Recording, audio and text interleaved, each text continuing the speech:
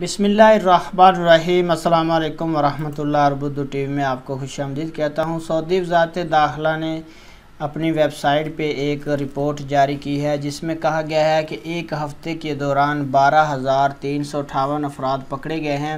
یہ لوگ 19 مئی سے لے کر 25 مئی 2022 تک پورے سعودی عربیہ بھر میں جو تفتیشی کارروائیاں جاری ہیں ان تفتیشوں کے دوران ان کو پکڑا گیا۔ ان میں سب سے زیادہ اقامہ کی خلاف ورزی کرنے والے جو غیر ملکی تارکین وطن ہیں ان کو گرفتار کیا گیا، جن کی تعداد 7,626 افراد ہے۔ اسی طرح سعودی عربیہ کی سرحدوں کی خلاف ورزی کرنے والے غیر ملکی 3,237 گرفتار ہوئے، جبکہ سعودی لیبر قوانین کی خلاف ورزی کرتے ہوئے 1,495 غیر ملکی تارکین وطن کو گرفتار کیا گیا۔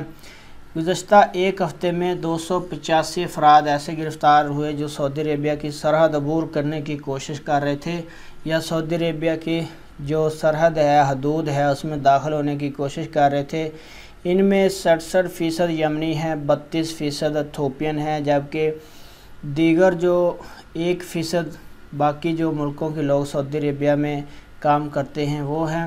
117 افراد ایسے بھی گرفتار ہوئے ہیں جو سعودی عربیہ کی سرحد کو عبور کرنے کی کوشش میں دوسرے ملک جانے کی کوشش کر رہے تھے، تو وہ بھی پکڑے گئے ہیں۔